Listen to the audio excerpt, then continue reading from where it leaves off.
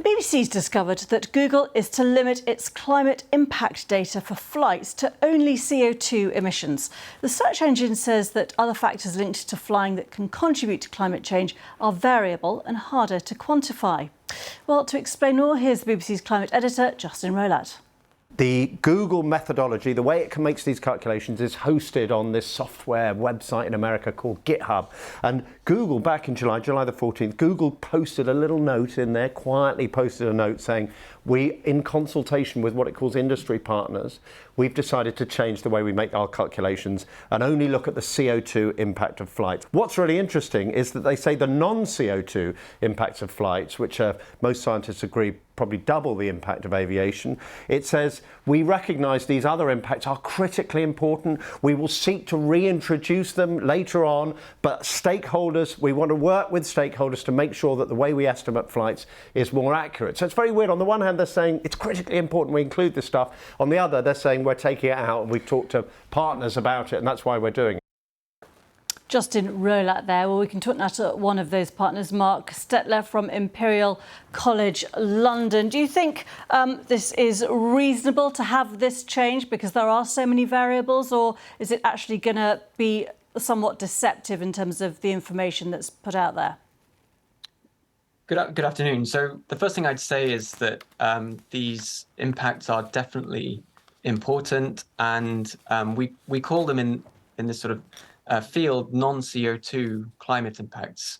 And so aviation, I think we're all familiar with the carbon dioxide emitted through burning jet fuel, but aviation has a very significant climate impact related to other emission species that are not carbon dioxide. And the primary one is related to contrail formation. So contrails is short for condensation trails. And what these are essentially clouds that you can see formed behind aircraft. But if you look up into the sky on most days, you won't see any contrails, but on some days you will see very significant contrails. So there's a really strong dependence on the atmospheric conditions as to whether these contrails form. But their climate impact is also determined by a number of factors. And one of the most important factors there is whether it's the daytime or nighttime. And to understand that, you've got to think about a cloud potentially reflecting sunlight during the day, but also having this effect of trapping heat within the Earth's atmosphere. And it's those balances between the sort of trapping of the heat and the reflecting of sunlight, which gives a net climate effect. And during the nighttime, there is no sunlight. So there is no cooling effect due to reflecting sunlight back out to space. So it's just warming. And so what our research shows is that there's very significant variation in the contrail climate effect of flights. We can be reasonably confident that nighttime flights would, on average, be more likely to form a warming contrail, but that's not a 100% probability that it would do. So I don't speak on behalf of Google, but I've been working with them to develop a methodology to quantify the difference between daytime and nighttime flights, for instance. Their previous methodology was taking an average value and applying that to all flights. But the issue with that is that we know that that's not right. And that also doesn't lead to the right behaviors. It doesn't provide the right incentives to really kind of inform consumer behavior. And I mean, how much do you feel that Google are listening to the environmentalists and the concerns?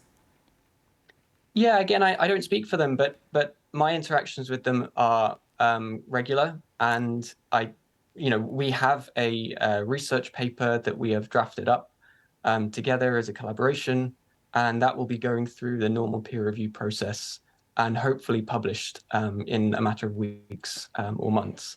So they are certainly interacting. They're certainly aware of the issue. And I don't know, I can't speak to why it's been removed at this stage, but I have confidence that will be reinstated. I was surprised actually this summer when I was flying on holiday that you could pay extra on some airlines to offset your emissions. I mean, are those calculations as to how much you should be paying and how much those emissions are you saying that they're actually not necessarily that accurate? That's the implication here.